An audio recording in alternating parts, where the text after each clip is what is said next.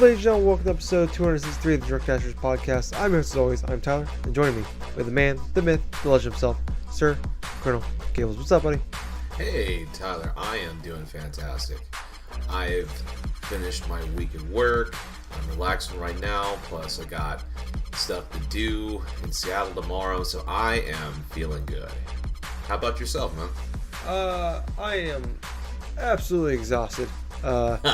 It was a very long week of work, and then on top of that, we had it was a good thing, but we had when it gets nice out, it's Friday night, by the way, for people that don't know, so we're recording a little earlier than usual. We had a company held like a golf outing, so they paid for the golf, and you just give you a couple free drink tickets. And you go golfing with a bunch in groups with friends from work. So did that. Just got done with that a little over an hour ago. First time really golfing in at least a decade. And everything hurts right now. Like I felt fine during, but the longer I go since I've sat down, the more pain I've been in. Wrist, hands, elbows, shoulders, back, knees, toes. Basically, the entire song, all of those hurt right now. So I should tell you that I am not in the best shape in the world. But yeah, it was fun. It was good times. It's a very long day though, going from work to that to here. Yeah, the body has to take a lot of time just to get used to type of physical activity as such. I know, for instance, when I'm in my workplace and I move around, do a lot of lifting, I do a lot of moving around these metro racks and all this other stuff. My body ends up being sore, but on top of that, I've been doing walks, I've been doing like push-ups, sit-ups, this and that. And over the first few weeks of doing that, my body was so exhausted I would pass out during the weekdays, like routinely around the 7:30, 8 o'clock thing, because I would just collapsed inside the bed, just fall asleep, wake up the next day, try to do the stuff again, and then like literally my body, this is like a sensation I haven't felt for quite a long while, where my muscles, they kind of burn a bit and they keep your body warm and stuff. Yeah, that's something that happens when you exercise and then your muscles are just trying to build up and stuff. As long as you don't like try to do it continuously without resting your body and then crash like I did like last week, that would actually be much beneficial. But hey man, you got yourself some exercise. Yeah, it's terrible. It's stupid why people do it. I don't get it. I'm on my feet all day at work, so that part isn't a problem. But once you start like exerting yourself in the way that like golf, like it's very sneaky the way it kind of catches up to you. Because I felt fine. I was like, when we were done, I was like, I'm not even tired, surprisingly. And then I stopped and then sat down. I'm like, I am exhausted. So just it was like get y'all at once. Yeah. So it's been a rough couple hours. Plus some drinking on top of that too. Oh boy. And then kind of coming down from that. Yeah. So other than that, doing okay. Did have so gaming wise though. Jumping into what we've been playing, I've been raving about this game for 2 weeks. I'm not gonna do it again, as much as I did the last 2 weeks. But I rolled credits, aka I finished God of War. Yeah, you finished God of War. Tell me how that was, dude. The best way I can describe this game is I never wanted to quit playing this game. Yeah. I wanted to keep playing it, but I never wanted to end. Aww. And I was like legitimately like upset and kind of disappointed that it was over when it was over. Man. And I did the majority of the side stuff, but it was just kind of like the problem was like the characters and the story is so interesting that as fun as the other stuff is, I just kind of want to know what happened next. Especially the deeper you got into it, it's just like I don't want to do anything else. I want to know what the hell happens next in the story. And next thing you know, Thursday night, I played for a bunch of hours in a row, and I was just like, I didn't even really plan on finishing it. It just kind of one thing after another, after another, after another, and like I talked about before, there's no loading screens, so it's very tough to, or it's very easy to just keep going. It's very hard to put the game down. There's no breaks in the action. So yeah, long story short, I finished it. My opinions stay the same. I mean, maybe this is a little bit of a recency bias with just playing the game yesterday, but it definitely feels like if we did like a game of the generation podcast, this would be on the short list for this generation. There you go. Wow. So I should say how highly, and I think it's been a pretty great generation. And that should tell you though, kind of like how high I rank this game. It's still it was fantastic, and it's one of those games where like after I finished it, I just like hit credits. It came back to the main thing. I don't really want to say anything because I don't want to spoil anything. Good stuff to talk about because it's just like there's so many things that happen, so many different areas they go to, and things change in those areas. Yes. The small little details can spoil parts of the game, and but after I finished it and went back to the main hub world, and I just started playing again. Like I played for like another 20-30 minutes after I beat the game. Wow. Yeah, so I'm like trying to find more side stuff. Like I said, I feel like I've finished 70-80% of the game, and at this point now I'm just kind of like I kind of want to just get that platinum. Like Dude. I've got about half the trophies. The rest of the trophies I've done the majority of the work to get those. Like I'm sure I can. The only downside is just getting the places in the world. The fast travel isn't exactly the best. I think it's easier now that you beat the game. They unlock a different lot of fast travel areas. But going through the game like while you still haven't finished the game, a little bit more difficult to do. Where there's not really a lot of areas to fast travel to and from. So it's like getting anywhere is just you gotta walk there or take a boat there or whatever. So it's a long journey. To get to anything in there, but now it seems like it'll be a little bit easier. So I'm tempted to just kind of keep playing it, especially with hopefully it looks like the fast travel system has opened up quite a bit, and I'll just keep playing it and kind of fight through it because I feel like 3 or 4 more hours of playing this game and I can probably finish everything. Man, I gotta say though, this is one of those rare games for you where you actually want to go through and replay the game. Yeah, not very many. I don't know if I would necessarily want to play the story again because it's just like it's so heavy in a lot of ways. Where it's one of those ones that's a little difficult to replay because like the story beats are so powerful and the game is built on like upping itself at all times. Like I was talking to a guy at work about it, and he's like, he's a few hours in. The guy I sold my physical copy to, and he's a few hours in. And he's just like, I just got to the World Serpent, and like I'm 2 hours in this game. And I meet this giant lizard, and I'm just like, dude, like, it gets like 10 times bigger than that. Like, every hour or two, something bigger happens. Huh. And it's like, I don't see how. I'm like, it does. And I didn't think it would either, but it did. Like, it's just every moment, like, you get these big, crazy moments, and it gets bigger and bigger and bigger every single time.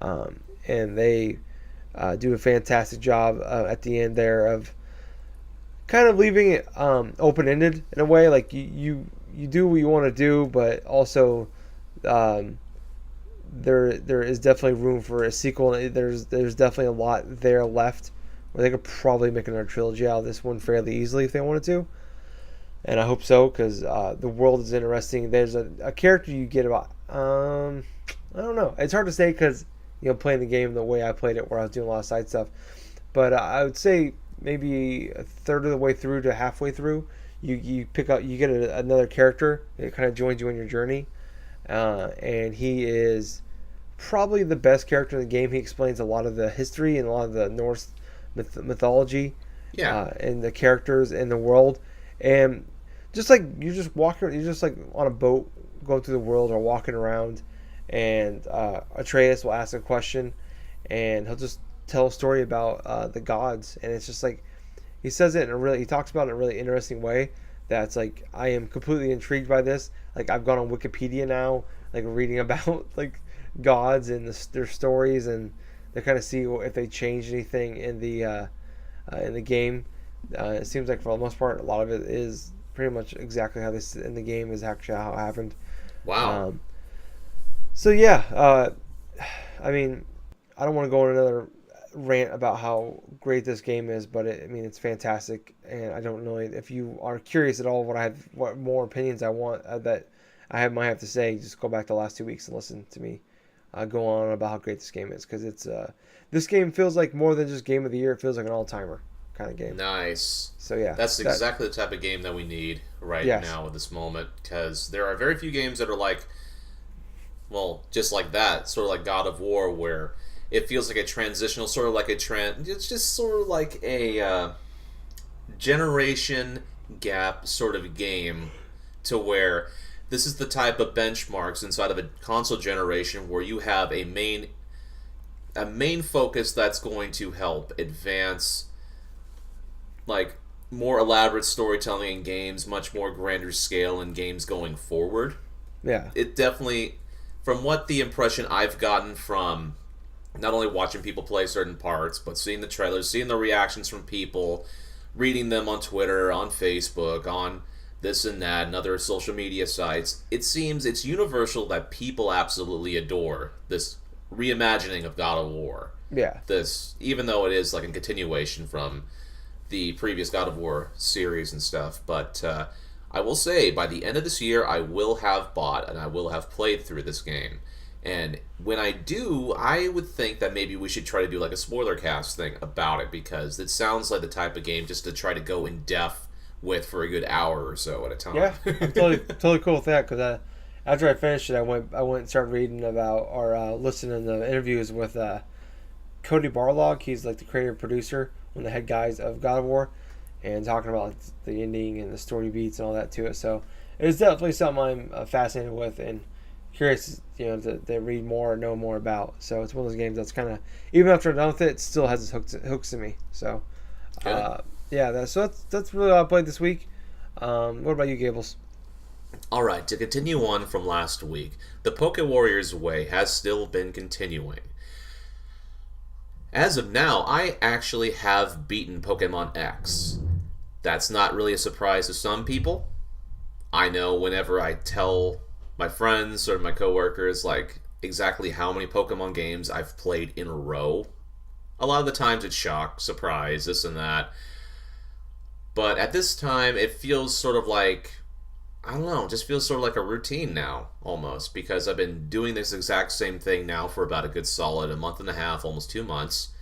Went through all the other Pokemon games, and going through Pokemon X, it felt great. Returning back to a game when it was first released, I absolutely adored. It was one of my top games for that year on our podcast and stuff, and I went into detail about that, Fire Emblem Awakening, just the top games at that time. At the same point, I do believe I've seen a bunch of stuff inside this game that have aged not so well, in my opinion. In the grander scale of the story structure, it does seem sort of weak in comparison to some, say, what I played through previously would say Black and White 2.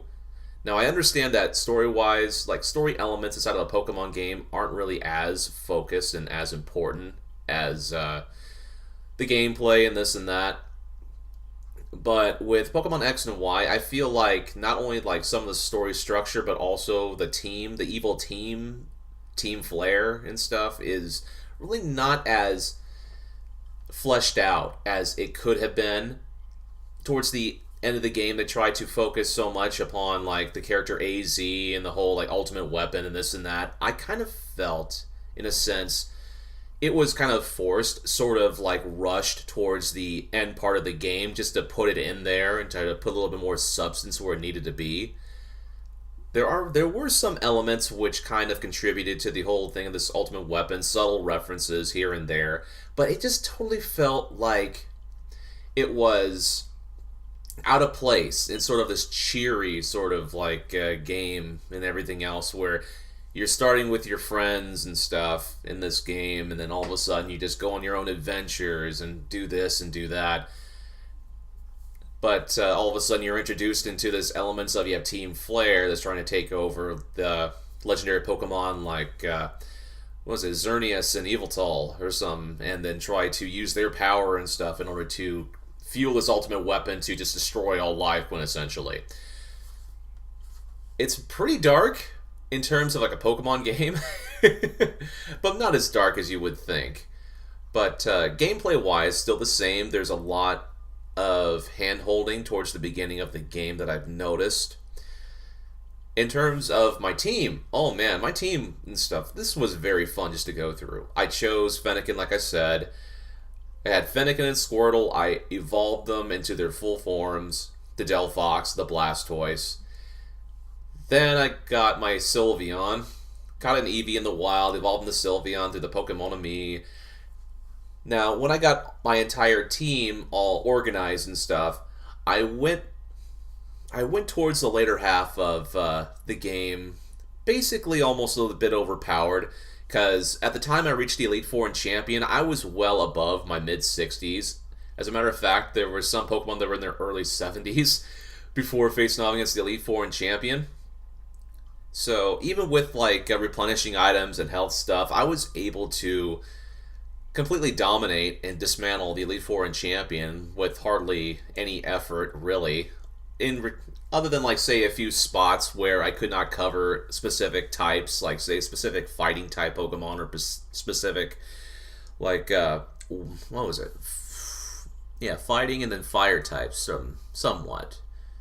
But overall, going through the Elite Four, then going to the Champion stuff, I think the hardest thing to do through my playthrough in that portion of the game was just kind of gut checking some of the Champions Pokemon, say with the Tyranitar? No. Tyrantrum and Aurorus on the Champions team.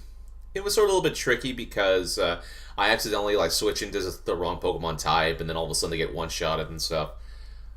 But overall, I'm left with a feeling of I'm glad that I've played through Pokemon X. I feel happy that I've played through it. I'm not really in a rush to replay it again anytime soon, though. But at the same time, I'm happy that I've went through and I've enjoyed playing through Pokemon X for the first time since, well, I've bought the game. And I'm also happy that I've gone through the past previous Pokemon games. So, with that in mind, I took a break for, well, I would say 4 days now. I went into Walmart today and I bought the last game that I'm going to play through. Nice. To finish up the Poke Warriors Way until the next mainline game comes out. And Pokemon that Snap. Is... No. Oh. I already have Pokemon Snap. Oh. But anyway, it is Pokemon Ultra Moon. I did buy that. I haven't started it yet, but since I'm already well within this and I'm one game left, this is the game I'm going to end up on. So once I finish that, it's going to be ending this journey that I've been going through for the past couple months, pretty much.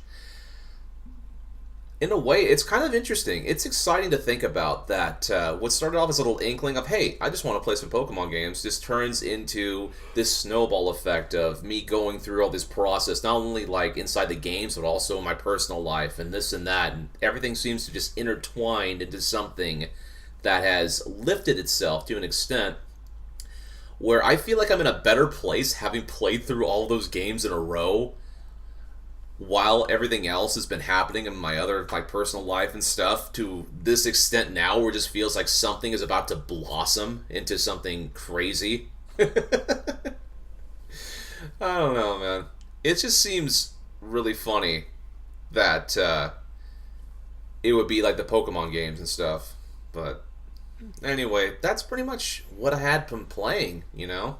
Yeah, that's cool, man. Yeah, it's interesting to kind of hear your thoughts going back into Pokemon X and Y. Oh, yeah. Yeah. I will say this, though. It's like after I'm done with Ultra Moon, it's going to be an extended break from Pokemon for a bit. And when I mean a bit, I probably would say like a long while. Yeah. Well, that's good. Understandable. Going through 7 or 8 of them in a short amount of time. Yes. This could be a lot. This will be... Ultra Moon would be, I would think, my 7th or 8th Pokemon game in a row. Yeah, so that's quite a bit. Yeah. You get yourself a well-deserved break from those once you're done with Ultra Moon. but let's go ahead and move on to the news. So, All right. not really a lot going on this week. Kind of a slow news week. Really, all we got God of War sales. Kind of they announced that in the first 3 days, God of War is the fastest selling exclusive this generation, with 3.1 million copies sold in the first 3 days. Wow. So that's just over 1 million a day. Obviously, really impressive. I think Horizon Zero Dawn had was one of the fastest selling at like after a year is like 7.6 million sold. Yeah. So it sounds like God of War could easily pass that, especially at this point when there's more PS4s out in the wild than there was when Horizon came out. And obviously, God of War is God of War. Horizon was a brand new franchise, so great to hear, and obviously getting great reviews. So cool to see that it seems to be hitting well with the public. Well, that's good. That's good. Good games should sell well like that. Yeah, so very cool. Moving on to another thing here is that Red Dead Redemption 2. There was a new trailer that dropped out on Wednesday. I don't know if you got a chance to watch it yet, Gables. I have. Oh, you have? Okay. So, my opinions on it are very, very little. I've talked about it before. Rockstar games are not exactly my bag. I respect them and I appreciate them for what they are. I've tried multiple times to play Red Dead Redemption and couldn't finish it. But just kind of watching the trailer on it, seeing John Marston back is pretty cool. It's a prequel, obviously, to Red Dead Redemption 1. And it's like it takes place in 1899. And but yeah, it looked kind of interesting. It looked kind of cool. Like you do looks like you do some bank robberies. You can rob a train if you like. This trailer mainly has to do with the story. So what are you at on this one, Gables? After watching it, I felt that the trailer was well done, to be perfectly honest with you. I think Rockstar did a fantastic job in showcasing the cinematic and sort of the feel of the tone of this Red Dead Redemption game. I was kind of disappointed that we have not seen much gameplay yet, even though I know they could possibly do so, possibly around E3 time, but then again, Rockstar doesn't generally do that. Mm-hmm. They generally have their own events. But I'm happy with the trailer. Just wish I would have seen some bit more gameplay, because cutscenes are cutscenes. The actual gameplay footage and mission structure or moves that you have access to, that would be more beneficial in my honest opinion. Yeah, that's true. But kind of Rockstar is kind of one of those. They're in that upper echelon of game developers where they kind of do whatever the hell they want, and you're just kind of happy that you just take what you get, and you'll be happy with that. So I think when we see gameplay for the game comes out, yeah, probably, but it'll probably be like preview events. Yep. It's like IGN, GameSpot, things like that. We'll be showing like stuff on YouTube. Like, hey, we went and played the game for 2 hours. Here's a couple what we saw. I don't think we'll be seeing much more than that. They don't usually do E3 stuff at all. They don't have to. I don't think any of the last 3 games that they made, GTA 4, Red Dead Redemption 2, and GTA 5 were actually at an E3 event. Could be wrong, but I don't believe they were. So they're kind of their name and their games are big enough where they don't have to do that. So I can very easily see this kind of being like a Fallout 4 in a way where it's just like, all right, the name itself is enough. We'll just release the game. Here's a little bit of what's going on in this game, and the rest is up to you what you want to do. So yeah, I can see it going either way. I'd be curious to see more. Still, though, once again, this is not my type of game. But if people are excited for them, I'm excited for them. But moving on to we're flying through the topics this week because, like I said, not a lot going on. But the last topic for this week is the NPD numbers for March came out. We're a little late on this, but seems they came out I think right around the time we recorded last week. So I'm going to go through real quick the top 20 games that sold in March. So number 1, Far Cry 5. Number 2, Sea of Thieves. 3, MLB 18 The Show. Number 4, Kirby Star Allies. Number 5, GTA 5. 6, Call of Duty World War II. 7, Mario Kart 8. 8, Ni no Kuni 2. 9, NBA 2K18. 10, Monster Hunter World. 11, Super Mario Odyssey. 12, Breath of the Wild. 13, PlayerUnknown's Battleground. 14, Rainbow Six Siege. 15, A Way Out. 16, Assassin's Creed Origins. 17 Dragon Ball Fighter Z, 18 FIFA 18, 19 Splatoon 2, and 20 UFC 3. Uh, so a pretty incredible list, I think, this for the month of March, where Far Cry 5 being number one, no real big surprise. It was the number one selling game on Steam, or not Steam, but on PC, Xbox, and PlayStation. Makes sense. It was easily the biggest game coming out that month. I think some of the surprising things coming out of it were Sea of Thieves being number two. That's actually just actual purchases of the game. That doesn't include Game Pass. So that means even with the Game Pass being out there, this game still sold extremely well. MLB 18, the show, those games always sell super well, but it's shocking to see that game at number three, especially being a PlayStation exclusive and no longer having Vita with it. So there goes some of the sales, but it sounds like it's better than ever. Number four, the most shocking to me, with Kirby Star Allies. It's still selling well, isn't it? Yeah. So it is they said it's the fastest selling Kirby game of all time, which is great to hear. Great to hear that people are hyped for it. That just shows you the power of the Switch, where a Kirby game in 2018 is selling like hotcakes for that console. Wow. GTA 5 being at number 5. I mean, that's just kind of, that game is a guaranteed top 5 seller. It seems like every month. Ni no Kuni 2 at number 8. That's great to hear. It's a very niche title on one console, and to see that selling extremely well, or at least well enough to be in the top 10, is great to hear. Yes. And then A Way Out being at number 15. A little disappointing, but I guess not too surprising, seeing the fact that it is I think it's a downloadable only game, and then on top of that, you can only play it 2-player. I think might have turned a lot of people off. I know personally that if I would have known before I pre-ordered it that you had to play with one other person, I wouldn't have bought it yet. I would have waited until the time came when I was ready to play it with somebody, could have got it cheaper or whatever down the line, instead of just sitting there on my console. But yeah, pretty credible month there for March. What about you, Gables?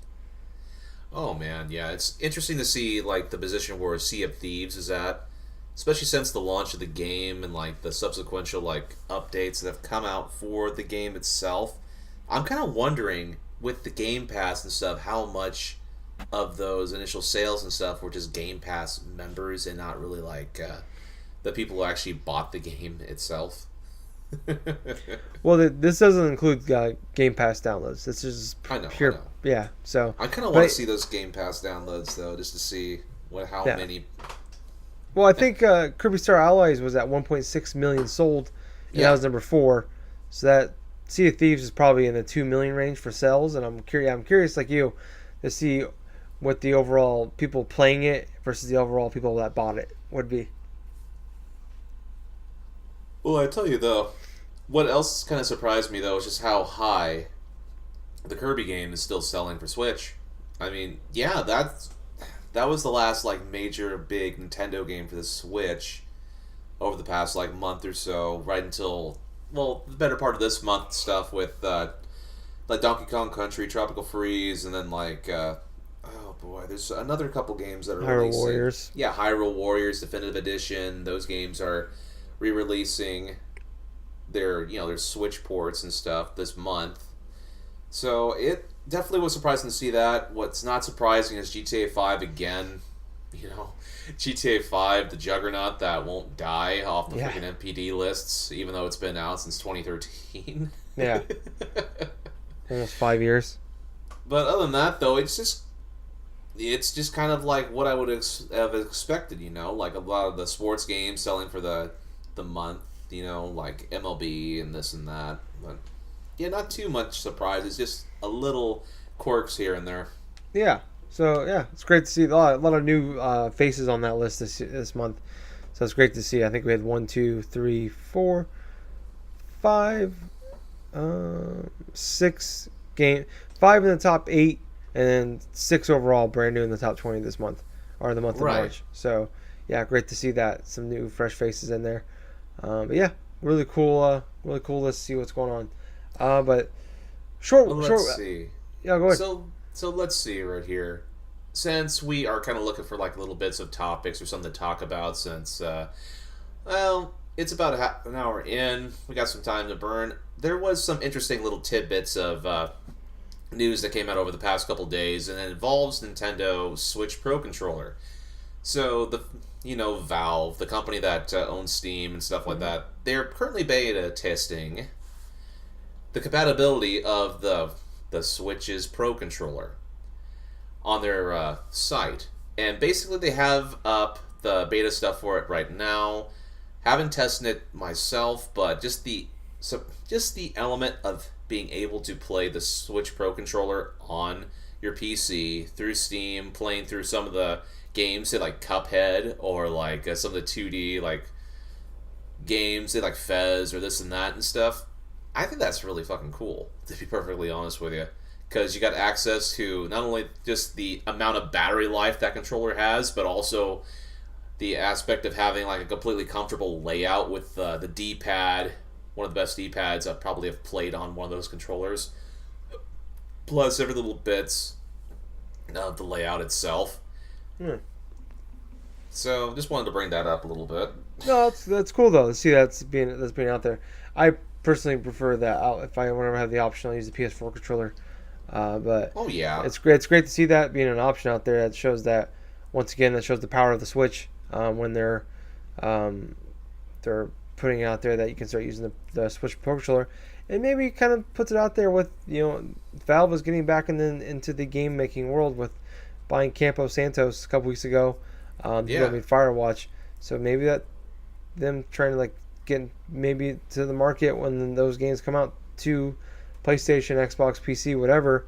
It's like, hey, this could maybe come to the Switch too.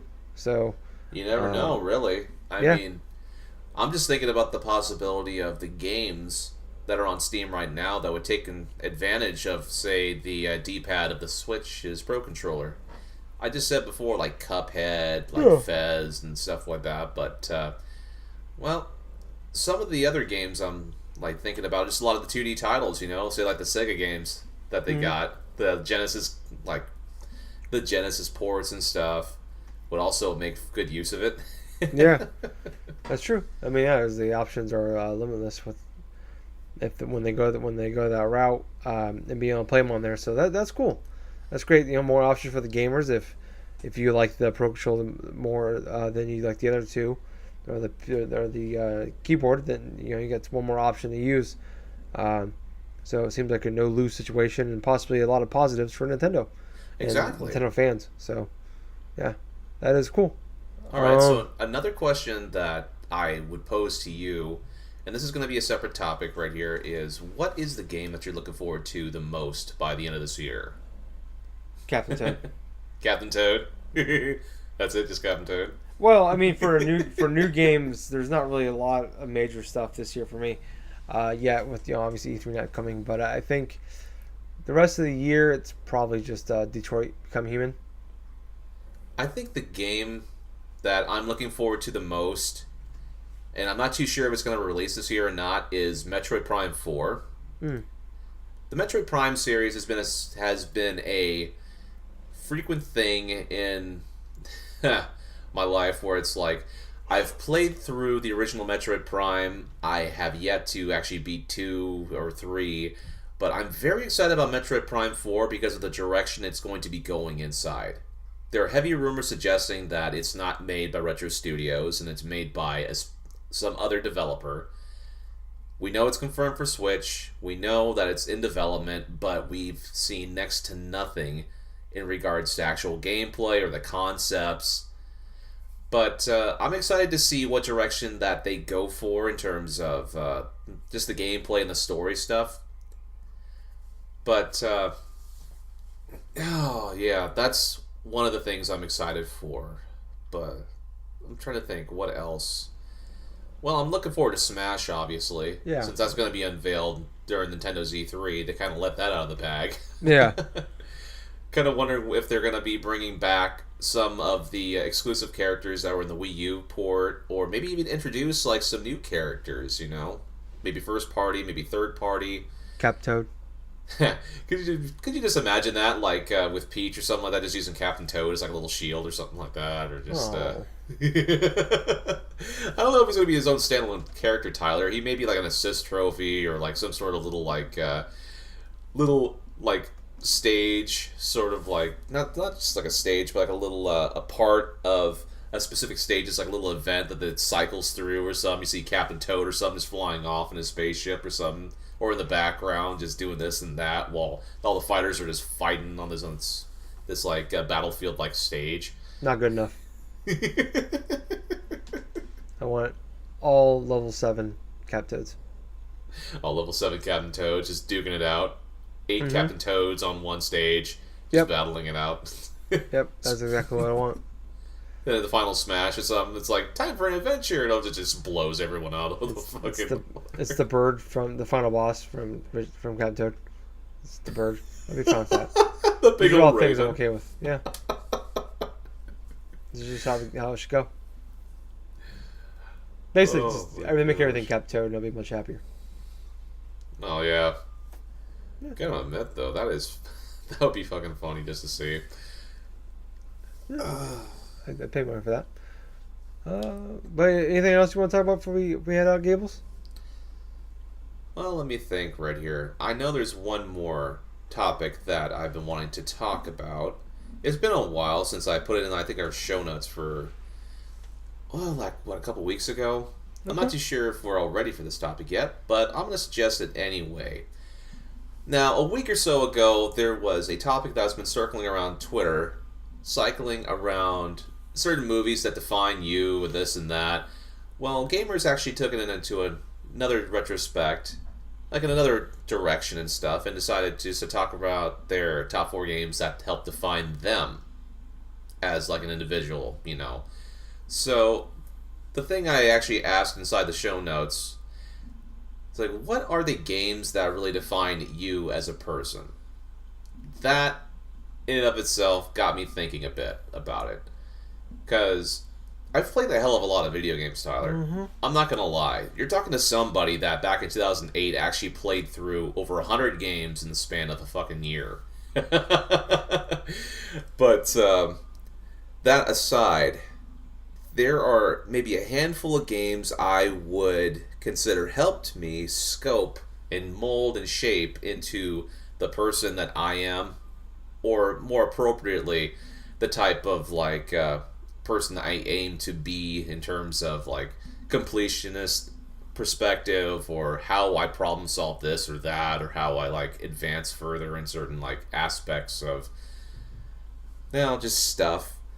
One of the games that I personally feel like contributed to that was obviously some of the Pokemon games, like just the original ones, like Pokemon Red and Blue and Yellow, because that was one of those games that kind of helped mold me into certain like problem solving skills. Okay, I face this problem, I catch a creature, train this, do that, then all of a sudden battle against a team or battle against a gym leader or the champion or whatever, and just overcome it after so much trials and so much like so much struggle in the early portion of the game, just leveling up your creatures, the problems with catching them, this and that. All of that, you stuck through the entire way and then all of a sudden finish it. That's definitely one of those games. But another game I think that's helped like scope, put things into perspective actually, was the Mass Effect games. And more specifically, Mass Effect 2. For Mass Effect 2, basically you have a bunch of loyalty missions that you go through, and you earn the trust of your comrades in order to face the oncoming Reaper threat. Now, in terms of how that game kind of molded me, it kind of like presented like a situation type of things. It's like, if you want to really get help and tackle a larger issue, a larger problem in a grand scale, you're going to need help from a lot of different people and a lot of different skills, and try to do anything possible in order to gain their loyalty and support, in order to just tackle your problems head on, and then try to solve it, this and that. It's basically, you are not alone when facing a problem, and sometimes you need people's help in order to try in order to advance yourself personally or to overcome a huge obstacle. So that is definitely another game that was a part of me. But do you have like certain games like that, Tyler? I mean, maybe not to that level, but I think of like the 4 games that kind of made me, like what I like is Metal Gear Solid, Pokemon Yellow. Yeah. That's.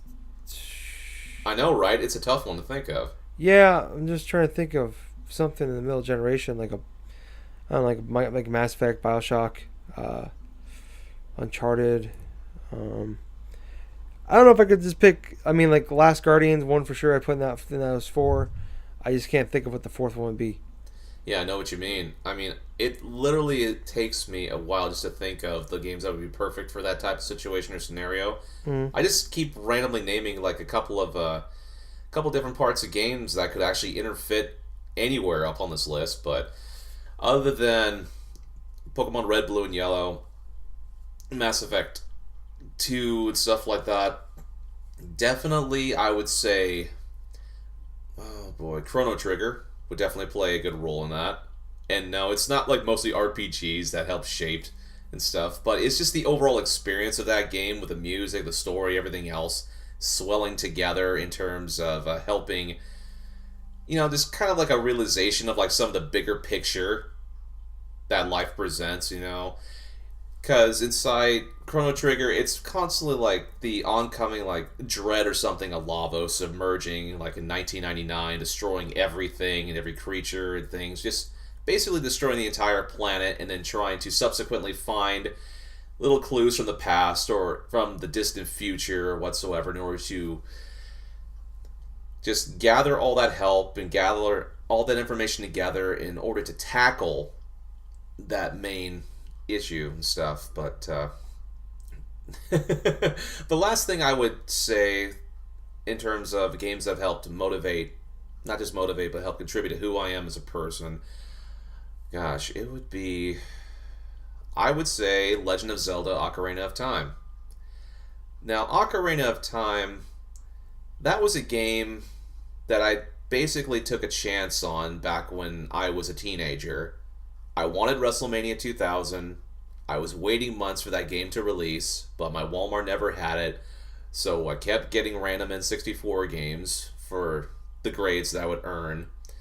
And Ocarina of Time ended up being the game, obviously, that outshined a lot of what else I had gotten previously. And even WrestleMania 2000 to a certain extent, though I played the hell out of that.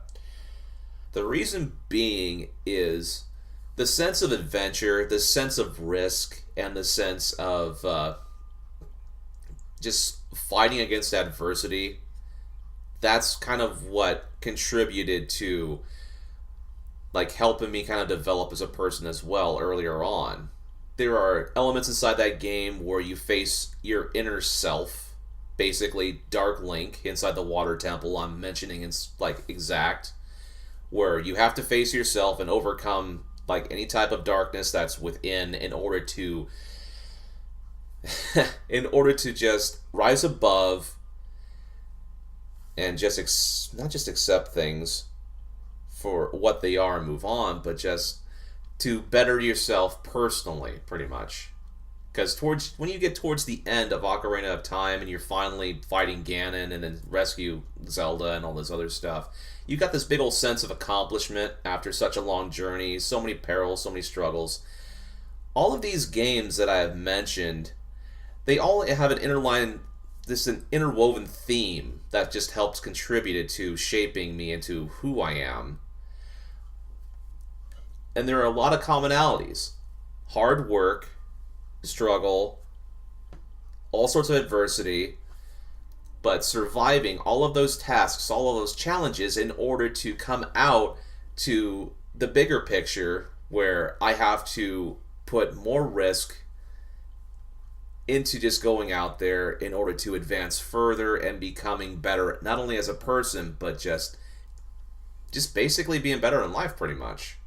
That's how I view it at this moment in time, even though it is kind of hard for me to try to put into words without having really thought about it. But that's just That's me. cool though, man. Yeah, that's cool though.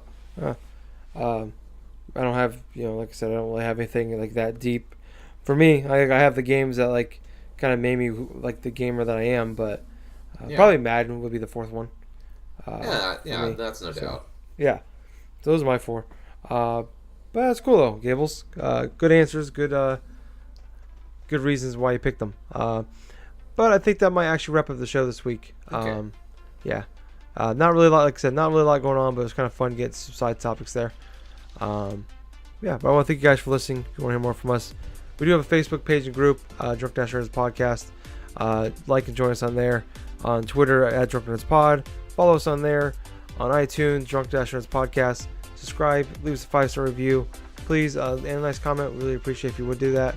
On YouTube, Drunk Nerds Podcast. Subscribe and give us a big thumbs up on there as well. All the podcast goes up on there, so the more subscriptions and more likes we get, the more people that can see us. And then last but not least, on Twitch, Drunk Nerds Podcast. Follow us on there and send friend requests. We like friends. Friends are good. So I want to thank you again for listening. I was your host. I was Tyler. And I have been Colonel Gables. So until next week, everyone, have yourself a good week, have yourself a good weekend, and above all else, game on. Yes. And Gables? Yep. Too sweet. Too sweet, man. Boys. And we're out.